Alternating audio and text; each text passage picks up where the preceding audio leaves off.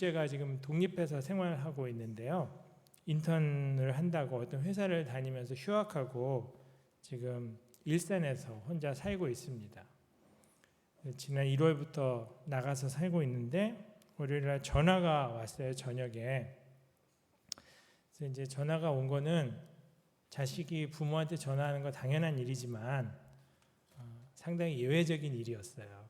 그래가지고 이제 웬일이지 하고 아내가 전화를 받았습니다. 전화를 한 사연이 있더라고요. 이제 지금 겪고 있는 힘든 일이 있는데 그거를 좀 하소연하고 저희한테 위로도 듣고 격려도 받고 싶은 그런 마음에 전화를 한 것이었습니다. 전화를 듣다가 글쎄 제가 평소에 하고 싶었던 잔소리를 하고 말았습니다. 결국 둘째는 울면서 전화를 끊어버렸고 그 뒤로 전화를 다시 해도 전화를 받지 않는 차단이 된 상태가 되었습니다. 참 자식하고 이런 일을 겪는다는 게 상상을 못했던 일인데 그 일을 겪으면서 마침 이제 제가 야고보서를 큐티를 하고 있는 중이었거든요. 저는 이제 매일 성경이 아니라 시냇가에 심은 나무라는 걸 가지고 큐티를 하는데요. 월요일날 그 둘째와 일이 있었고 목요일이 되었는데 야고보서 1장 19절 말씀이 큐티 본문의 첫 절이었습니다. 뭐라고 되어 있냐면은 내 사랑하는 형제들아 너희가 알지니 사람마다 듣기는 속히 하고 말하기는 더디하며 성내기도 더디하라. 제가 이 말씀을 목요일이 아니라 앞당겨서 월요일날 큐티를 했다면 둘째랑 통화하면서 말하기를 성급히 하는 이 실수를 안 할 수 있었지 않을까 하는 이 통탄한 마음이 들었어요. 근데 가만히 생각을 해보니까 만약에 월요일날 이 말씀으로 큐티를 했다고 하더라도 둘째랑 통화할 때 분명히 실수했을 가능성이 있을 것 같더라고요. 왜냐하면 말 실수라는 것은 단순히 말의 실수가 아니라 내 마음에서 말이 나오는 것이기 때문에 결국 마음의 실수이고 마음이 저지른 잘못인 거죠. 제 생각, 제 중심, 제 본성 이런 것들이 외부로 드러나는 게 말이거든요. 그래서 말조심이라는 것은 그냥 요 입술, 내 혀만 주의하는 게 아니라 결국 제 마음의 훈련이 되어 있지 않다는, 제 생각의 훈련이 되어 있지 않고 태도의 훈련이 되어 있지 않다는 것을 드러내는 대목인 것입니다. 말조심이라는 게 그래서 어려운 것이죠. 내 인격이 외부로 드러나는 게 말이기 때문에 내 인격과 가치관, 태도와 생각, 본성이 바뀌지 않은 채 말만 고쳐서는 소용이 없기 때문에 말조심이라는 게 의미 없는 것이죠. 그래서 오늘은 말, 그리고 특별히 우리의 말을 만들어내는 중심의 문제를 함께 생각해 보면서 야고보서 3장 말씀을 같이 좀 살펴보고자 합니다. 먼저 야고보는 선생되지 말라고 권면합니다. 1절에 이제 선생된 우리가 더 큰 심판을 받을 테니까 선생은 많이 되지 않기를 바란다는 그런 말을 하고 있습니다. 심판이 있다는 것 먼저 얘기를 해보고 싶습니다. 심판이 있다는 것. 우리가 이 땅을 살아갈 때 각자 살아간 삶에 따라 어떤 결과가 나오게 되죠. 사람의 인생은 뿌린 대로 거두기 마련입니다. 아무거나 먹고 또 불규칙하게 살고 미래를 위해서 준비하지 않은 사람은 미래에 거둘 게 없는 삶을 살게 되는 것입니다. 뿌린 대로 거두기 마련인 것이에요. 그래서 뭐 죽은 다음에 주님 앞에서 심판받고를 이전에 우리 삶 자체가 어떻게 사는지에 따라 자기가 거두는 결실이 다른 그런 보편적인 심판을 경험하게 돼 있습니다. 아무거나 먹어보세요. 속이 다 망가지고 건강이 다 망가지게 돼 있습니다. 잠 제대로 안 자고 불규칙한 생활 해보세요. 몸이 약해지게 돼 있습니다. 우리 인생은 그런데 이런 보편적인 심판을 넘어서 하나님 앞에 서야 되는 궁극적 심판도 이제 기다리고 있다는 거죠. 야고보서 5장 7절에 보면은 7절부터 9절까지 이런 말씀이 있습니다. 그러므로 형제들아 주께서 강림하시기까지 길이 참으라. 보라 농부가 땅에서 나는 귀한 열매를 바라고 길이 참아 이른 비와 늦은 비를 기다리나니 너희도 길이 참고 마음을 굳건하게 하라. 주의 강림이 가까우니라. 형제들아 서로 원망하지 말라. 그리하여야 심판을 면하리라. 보라 심판주가 문 밖에 서 계시니라. 심판주가 문 밖에 서 계시니라. 우리가 경외하는 마음으로 살아갈 이유를 밝혀주고 있습니다. 지금 어떻게 살아가는지 이것이 중요한 이유는 이후에 우리가 주님 앞에 서야 하기 때문인 거죠. 그때 어떻게 살았는지를 우리가 주님 앞에서 낱낱이 다시 보게 되기 때문입니다. 이 심판은 이제 누구나 다 받게 되지만, 근데 그 심판 중에 특별히 선생들은 더 큰 심판을 받는다고 했습니다. 심판이 다 누구나 거쳐야 될 관문이지만 그 중에 선생이 받는 심판은 더 크다고 말합니다. 이것은 단지 야고보서에서만 말하는 개념이 아닙니다. 마가복음 12장 38절부터 40절을 보면요, 예수께서 가르치실 때 이르시되 긴 옷을 입고 다니는 것과 시장에서 문안 받는 것과 회당의 높은 자리와 잔치의 윗자리를 원하는 서기관들을 삼가라. 그들은 과부의 가산을 삼키며 외식으로 길게 기도하는 자니 그 받는 판결이 더욱 중하리라 그랬습니다. 이렇게 어떤 삶을 살았느냐에 따라서 더 중한 판결을 받을 수 있다는 것을 성경은 여러 군데서 말하고 있습니다. 특별히 선생의 심판이 큰 이유가 무엇일까요? 선생의 말은 남의 삶에 끼치는 영향이 크기 때문이죠. 그리고 그만큼 또 파괴적인 결과를 가져올 가능성이 높기 때문입니다. 긍정적으로 인생을 바르게 세워가고 그들의 인생에 참된 복을 얻게 하는 가능성도 있지만, 다른 한편으로는 삶을 망가뜨리고 파괴하고 착취하고 정말 자유에 이르기보다는 자기의 꿍꿍이에 예속시키는 그런 잘못된 선생들이 참 많았습니다. 지금 현 시대에는 신천지 같은 곳이죠. 거기 들어가서 잘못된 가르침을 받아보세요. 인생이 정말 철저하게 파괴됩니다. 제가 아는 분도 가정이 완전히 파탄이 나고요, 매일매일 사는 게 힘들어가지고 정말 여러 번 죽을 생각을 하실 정도로 어려운 시기를 보내고 계셨어요. 지금은 다 그냥 자포자기한 상태로 살고 계신데, 이런 일들 뭐 한참 전이긴 하지만 근 벌써 20년, 30년 돼가네요.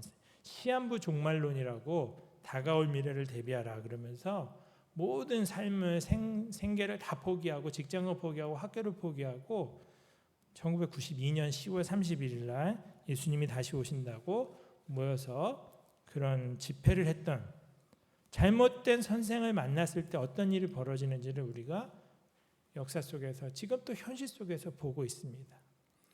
선생들은 그래서 조심하라는 거죠.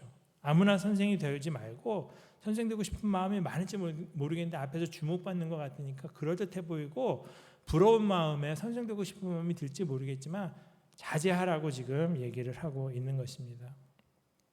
선생의 실수를 얘기하니까 저를 돌아보게 됩니다. 사실 이제 제가 일찍부터 이 사역을 한다고 학생들 앞에서, 젊은이들 앞에서, 또 나중에 목회자가 되고 교회에서 설교하고 가르치고 그런 일이 많았습니다. 근데 돌아보면은 요즘 뭐 혹시 이런 표현 들어보셨을지 모르겠어요. 이불킥이라고 들어보셨습니까? 네, 이불킥 뭔지 아시죠? 잠자리에 누워갖고 자야 되는데 그날 저질렀던 바보 같은 실수, 진짜 너무너무 이 설교 중에 이런 말 하기 그렇지만 쪽팔린 일, 그런 것 때문에 이제 막 그냥 답답하고 막 원망스러워가지고 자기 이불을 뻥뻥 차는 거죠. 그걸 이불킥이라고 하는데, 무지 때문에 이불킥을 참 많이 했습니다. 특별히 그때는 못 깨달았는데 또 나중에 시간이 지나고 나서 돌아보니까 내가 그때 그 말을 왜 했을까? 내가 왜 그때 이런 식으로 가르쳤을까? 지금 다시 만나서 그 사람들 앞에서 설교를 해야 된다면 내가 다른 얘기를 할 텐데, 사람은 나이 먹어가면서 태도와 생각이 당연히 달라지고 바뀌게 되어 있습니다. 제가 최근에 현대신학이란 무엇인가라는 한 1000페이지 가까운 책을 읽고 있어요. 거기에 이제 현대 신학자들을 여러 분 중요한 분들을 소개를 하고 있는데, 그분들의 삶을 봐도 그렇더라고요. 평생을 거쳐서 똑같은 생각을 한결같이 하는 게 아니라 나이 먹어가면서 자기가 만나는 사람과의 관계 속에서 혹은 또 대적해야 되는 원수 때문에, 깨트려야 되는 잘못된 사상 때문에 신학자들의 생각도 계속 변화하고 바뀌고 또 일종의 성숙이나 뭐 이런 경험들을 하고 살더라고요. 그래서 옛날에 자기가 했던 말을 뒤집게 되는 경우도 있는 것을 보았습니다.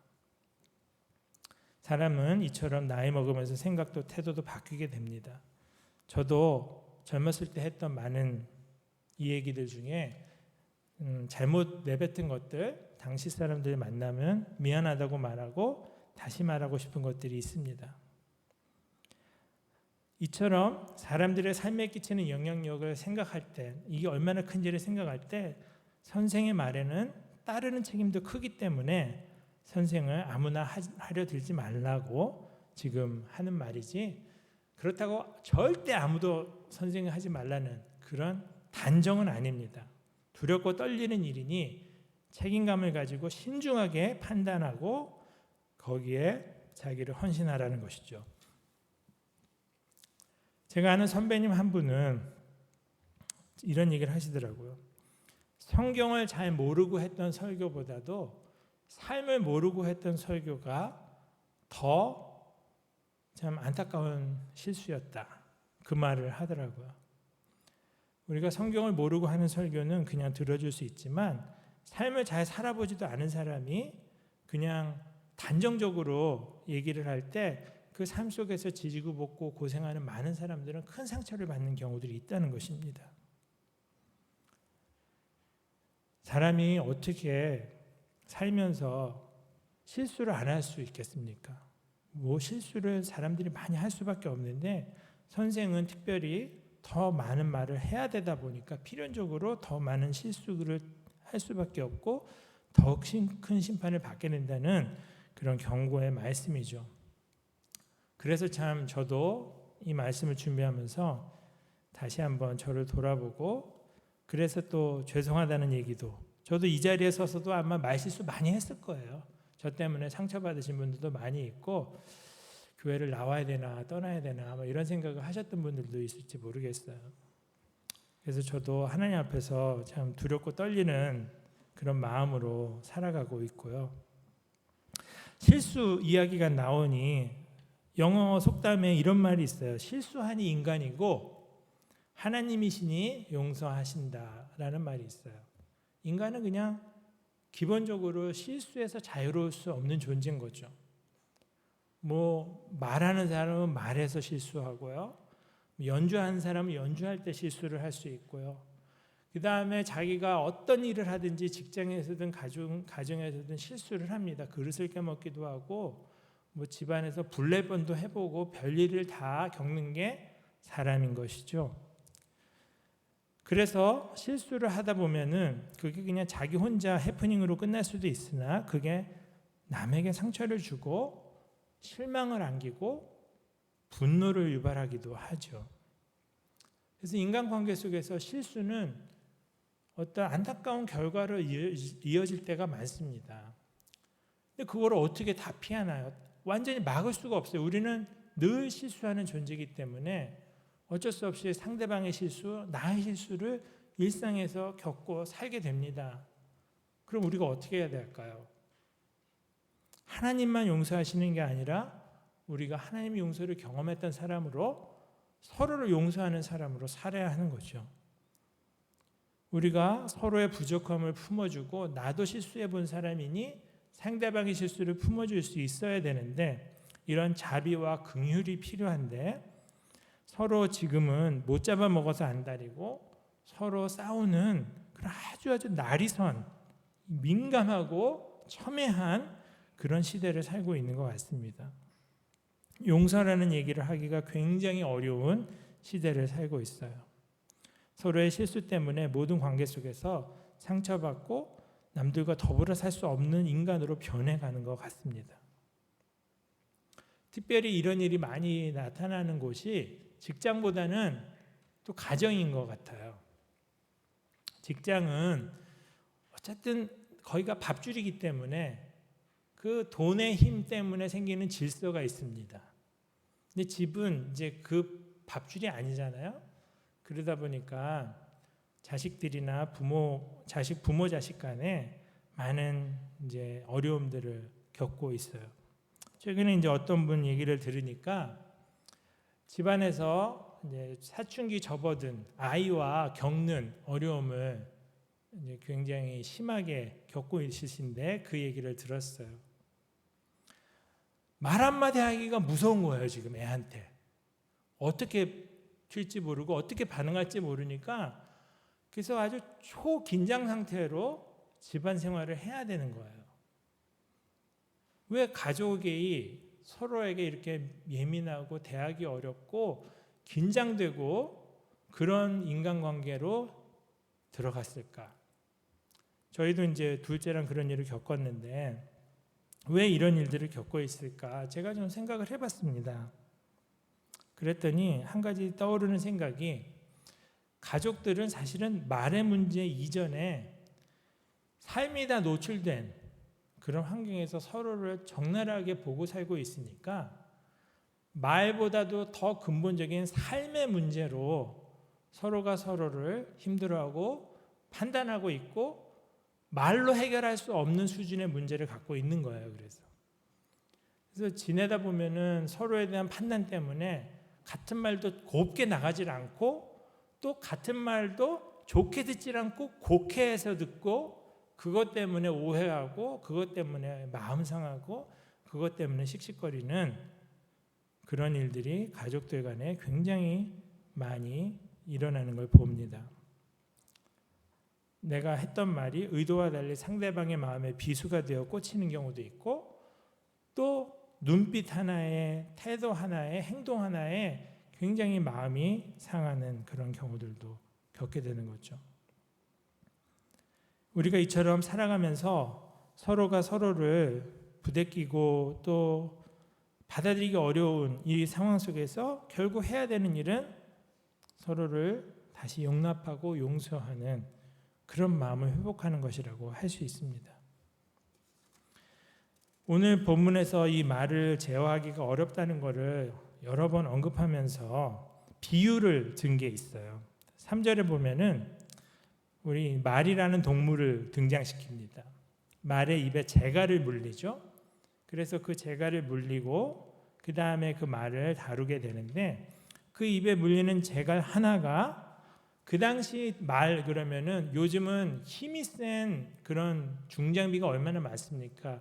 중장비들이 뭐 수십 톤짜리 무게의 물건들을 들어올리고 배도 들어올리고 뭐 트럭도 들어올리고 이런 중장비들이 많이 있습니다만 당시에는 말이 제일 힘이 좋은 그런 도구였죠. 그 당시 사람들이 성경이 쓰여지던 당시에 힘이 센 것 중에 대표적인 게 말이었을 것이에요. 그 말, 그렇게 힘센 말도 간단한 재갈 하나만 입에 물리면 인간에게 고분고분 순종하는 존재가 된다는 거죠. 여러분들도 말을 잘 아실 거예요. 저는 말을 몇 번 타본 적이 있었는데 진짜 그 말의 힘은 놀랍습니다. 사람을 자기 등 위에 태우고 달릴 수 있고 제가 한 번은 말을 실컷 달린 다음에 내려서 놀랐던 게 뭐냐면 말의 몸에서 땀이 나더라고요. 저는 이제 강아지는 땀이 안 난다고 알고 있어서 말도 땀이 안 나는 줄 알았는데 말은 땀이 나더라고요. 그렇게 만져보는데 몸이 근육이 정말 장난이 아닌 거예요. 그렇게 엄청난 힘을 가진 말이 사람에게 잡힌 그 재갈 끈 이거 가지고 완전히 나에게 맞춰서 속도를 내거나 줄이거나 멈추거나 왼쪽으로 가거나 오른쪽으로 가는 이 모든 행동들을 인간에게 하는 거죠. 여기서 포인트는 순종하게 하려고 그랬습니다. 순종. 이 재갈은 말을 순종케 하는 것이죠. 또 4절에는 배를 등장시킵니다. 비유하려고. 배는 그 당시에 또 사람들이 상상할 수 있는 가장 큰 교통수단이었죠. 물건을 나르거나 사람을 나를 수 있는 가장 큰 교통수단이 배입니다. 지금도 사실 인간이 만든 교통수단 중에 배가 제일 큰데, 그렇게 큰 배도 이 키 하나로 방향을 조절합니다. 이 키가 또 마침 생긴 게 혀 모양이에요. 그것이 물속에서 배의 방향을 좌우합니다. 이것이 전체를 통제하는 역할을 하고 있습니다. 이렇게 당시에 커다랗고 힘이 있는 이런 대상들도 사공의 뜻대로 또 순종하게 하려고, 사람에게 순종하게 하려고 제어를 하는 그런 역할들을 그게 하는데, 그 정도로 강력한 영향을 주는 게 작지만 이 재갈이나 키가 하는 역할인데, 그것처럼 혀도 우리 몸에서 굉장히 작은 그런 기관이지만 엄청난 영향력을 자랑한다는 거죠. 5절에 이 혀는 작은 지체지만 큰 것을 자랑한다. 그러면서 몇 가지 비유를 더 들어줍니다. 불이 작아도 그 작은 불꽃 하나가 많은 나무들을 숲을 태우는 그런 역할을 하기도 한다고 했고요. 그러면서 혀를 불의의 세계, 또 우리 지체 중에서 온몸을 더럽히고 삶의 수레바퀴를 불사른다, 지옥불에서 난다, 이러면서 엄청나게 이 혀의 강력한 잠재력을 이야기를 해주고 있습니다. 그러면서 9절에 뭐라고 말하냐면, 이것으로, 이 혀로서 주 아버지를 찬송하기도 하고, 또 이것으로 하나님의 형상대로 지음받은 사람을 저주하기도 한다고 했습니다. 자, 우리 혀로 하나님을 찬송하기도 하지만 동시에 또 하나님의 형상으로 지음받은 사람을 저주하기도 한다고 했어요. 여기 형상이라는 말이 나오는데요, 우리나라랑 이렇게 맞붙어 있는, 우리나라랑 같은 말을 쓰는 북한이라는 나라가 있죠. 거기 가면은 이제 김일성 동상, 김정일 동상, 이런 게 엄청난 크기로 이제 나라 여러 곳에 세워져 있어요. 평양에도 큰 것들이 있는데 그 크기가 엄청나거든요. 형상이 있어요. 그 형상 앞에서도 그 나라 사람들은, 북한 주민들은 형상을 놓고도 저주하거나 불경한 짓을 해서는 안 됩니다. 형상 자체가 그 사람과 동일시되기 때문이죠. 이 야고보서가 쓰여지던 로마 제국 당시에 황제들은 곳곳에 자기 점령지에 황제 동상을 세웠어요. 형상을 세웠어요. 그 형상은 황제와 동일한 권위를 가진 것처럼 취급되었습니다. 이 형상을 모독하면 안 됐어요. 형상을 모독하는 것은 황제를 모독하는 것처럼 취급받았어요. 형상 앞에서 불경한 짓을 하거나 오물을 던지거나 소변을 보거나 더럽히거나 그러면은 황제 모독죄를 이제 심판을 받게 되었습니다. 여기 말하는 것은 우리가 주 아버지를 찬송하는데 하나님의 형상대로 지은 사람, 즉 하나님과 마찬가지인 존재를 우리가 저주해서는 안 된다는 거죠. 우리가 사람을 저주하는 것은 결국 하나님을 모욕하는 것이라고 말하고 있는 것입니다. 이 구절은. 한 입에서 찬송과 저주가 어떻게 동시에 나오겠느냐, 이게 마땅하지 않다는 겁니다. 샘이 한 구멍에서 단물, 즉 담수적 맑은 물과 쓴물 혹은 짠물인데, 그 당시 이스라엘 쪽에 이제 암염이라고 바위에 있는 소금에서 빗물과 함께 짠물이 내려오기도 했는데, 그런 것을 동시에 낼 수 없다는 거죠. 무화과 나무는 감람 열매를 맺을 수 없고 포도나무는 무화과를 맺을 수 없으니까 짠물이 단물을 내지 못한다, 이 말을 하는 거야. 이 말은 뭐냐면, 너희가 만약에 입으로는 누구를 저주하는 생활을 하면서 하나님을 찬송한다면 네 본질은 사실은 저주하는 혀라는 거죠. 하나님을 찬송하는 것은 그 저주하는 혀를 가리기 위한 위선의 수단에 불과하다는 거예요. 우리가 하나님을 찬송하면서 인간을 저주하는 게 동시에 이루어지고 있다면 정말 심각하게 내가 하나님을 사랑하지 않고 사실은 하나님을 저주하고 있는 인생을 살고 있다는 자각을 해야 된다는 것입니다. 찬송과 저주가 한 입에서 동시에 나올 수 없다는 것입니다. 무화과 나무는 감람 열매를 맺을 수 없고 포도나무가 무화과를 맺을 수 없는 것처럼 우리가 만약에 계속해서 하나님을 찬송한다고 하면서도 누군가를 향한 저주를 멈추지 못하고 있다면 사실 내 본질은 하나님을 찬송하는 게 있지 않고 저주하는 데 있다는 것을 오늘 본문이 말을 해주고 있는 것입니다. 가장 중요한 것은 그래서 우리의 본질이죠. 내 본성이죠. 내 가치관이죠. 여기에서 무엇이 나오느냐, 그게 우리의 말이고 언어 생활이고 우리의 태도인데 그것만 가지고는 그것만 말하는 습관만 내가 본다고 해서는 결국 본질적인 문제를 해결하지 않고서는 내 말이 고쳐질 수 없다는 것을 오늘 본문이 말을 해주고 있습니다. 제가 이번 이제 겪었던 일 때문에 지난 한 2주 가까운 시간을 보내면서 마음에 많은 이제 반성들을 했습니다. 저는 사실은 이제 말실수를 그렇게 많이 하고 산다고 생각 안 하고 있었어요. 그런데 지난주 월요일에 있었던 그 사건 이후로 굉장히 자기 반성을 하면서 돌아보니 말실수가 한두 번이 아니었던 인생을 살아왔습니다. 그래서 제가 그런 실수 때문에 많은 사람들이 마음속에 상처를 받았거나 혹은 이제 실망을 경험했을 것 같은데, 근데 애석하게도 어떤 실망을 겪었고 어떤 상처를 주었는지 제가 다 주워 담을 수도 없거니와 제가 또 그거를 일일이 기억하고 있지도 못하다는 그런 이제 자각을 하게 되었습니다. 여러분들도 마찬가지일 거라고 생각해요. 살면서 남의 마음에 굉장히 아픔을 주는 그런 이야기들을 아주 비정하게 했던 기억들 혹은 망각으로 넘어간 과거의 일들이 있었을 것입니다.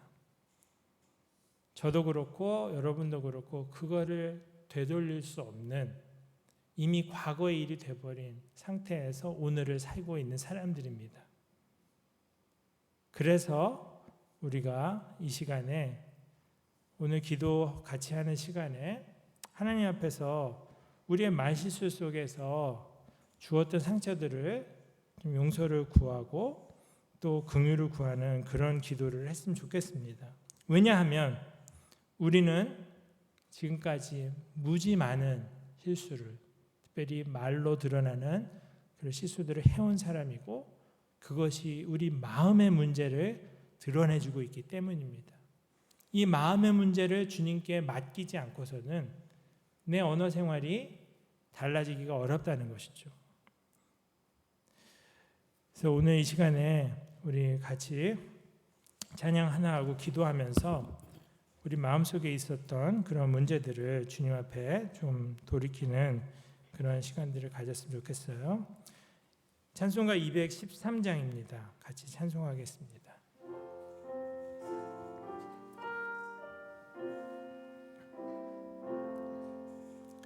나의 생명 드리니 주여 받아주셔서 세상 사람